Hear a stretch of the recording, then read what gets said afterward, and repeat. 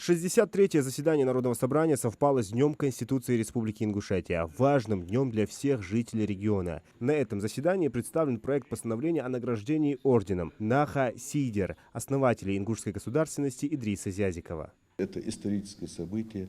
Мы впервые награждаем человека, который действительно стоял у истоков создания нашей республики, автономной республики. Я считаю, что наша республика в 1992 году возродилась, нашей республике 100 лет.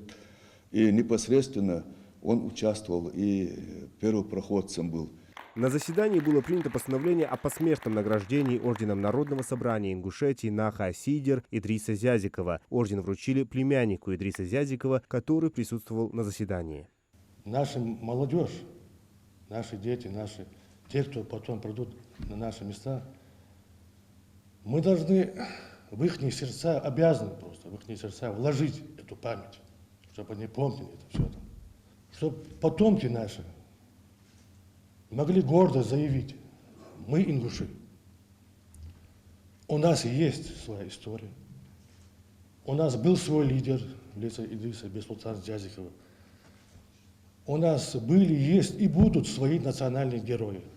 Далее с докладом об итогах деятельности контрольно-счетной палаты Ингушетии за 2024 год выступил Хаваш Гагиев. Приоритетными в деятельности в 2024 году оставались проверка целевого и эффективного использования бюджетных средств, а также контроль за соблюдением законности при осуществлении расходов республиканского бюджета. В 2024 году в рамках осуществления контроля за законностью и результативностью расходов бюджетных средств контрольно-счетной палатой проведено 44 контрольных и экспертно-аналитических мероприятий. В ходе указанных мероприятий проверено 214 объектов. В прошлом году контрольно-счетная палата использовала возможности, предусмотренные действующим законодательством для установления негативных последствий финансовых нарушений и возмещения причиненного ущерба. По результатам проведенных проверок было направлено 171 представление и 2 предписания о необходимости устранения выявленных нарушений. Далее уже об итогах Министерства энергетики и ЖКХ рассказал руководитель ведомства Ахмед Аллахоев. Так, в Ингушетии активно реализуется пилотный проект устойчивого развития предприятий энергетики и жилищно-коммунального хозяйства. Реализация мероприятий программы направлена на решение следующих задач: обеспечение надежного электроснабжения Республики Ингушетия, снижение аварийности, а также, так как у нас увеличивается количество юридических лиц и населения, то, соответственно, нам нужно увеличить свои мощности. В 2024 году общая протяженность замененных водоводов 16,4 километров. Установлено 6 трансформаторов, заменено или отремонтировано 116 насосов. Установлено 25 запорных арматур, установлено 16 пожарных гидрантов, отремонтированы и заменены насосы на водозаборах ГНС, Кантышева, Сунжа и Харланова в количестве 110 штук.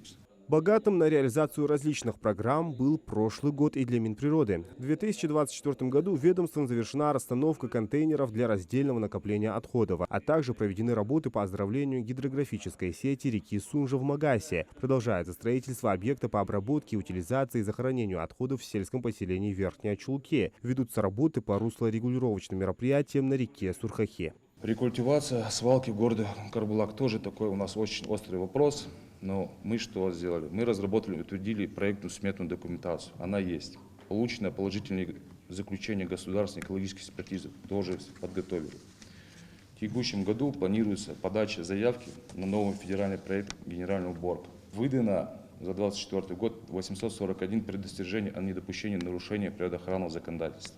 Выявлено 111 несанкционированных свалок, ликвидировано 60. Следующим с докладом перед депутатами выступил исполняющий обязанности министра по внешним связям, национальной политики, печати и информации Ингушетии Руслан Мизиев. Он отметил, что в 2024 году для предотвращения возникновения межнациональных конфликтов установлены деловые контакты с руководителями национальных культурных общин. Проводятся рабочие встречи, заседания Совета по межнациональным отношениям при главе Республики Ингушетия. В рамках духовно-нравственного воспитания населения проведено более 50 мероприятий с участием общественных организаций и религиозных объединений, заверил Мизиев. За прошлый год в рамках мониторинга выявлено 425 негативных информационных поводов.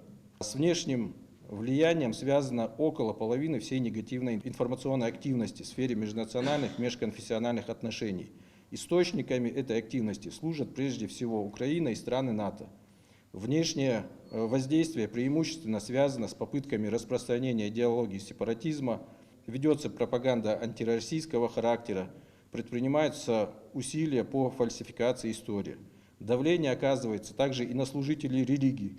В рамках программы «Профилактика терроризма и экстремизма» были размещены информационные баннеры, изготовлен документальный фильм «Цена заблуждения», проводится работа духовенства по ведению выездных лекций для студентов. Также Руслан Мизиев отметил работу примирительной комиссии при главе республики, которая получила высокую оценку от Общественной палаты России. Был прошлый год спокойным и для сотрудников ветеринарного управления республики. Руководитель ветуправления доложил о том, что эпизоотическая ситуация в Ингушетии оставалась благополучной весь прошлый год. Проводились вакцинации по 7 особо опасным карантинным болезням, включенным в план противоэпизоотических мероприятий, таких как сибирская язва, яшер, лептоспироз, бешенство, МКАР, оспа, овец, надулярный дерматит сельскохозяйственных животных. Также на заседании рассмотрели проекты законов об управлении государственной собственностью во втором чтении, о промышленной деятельности и промышленной политике в первом чтении, об организации проведения капитального ремонта общего имущества в многоквартирных домах в первом чтении. Зелимхан Галоев, Адам Гулоев, Сулейман Костоев, Магаз 24.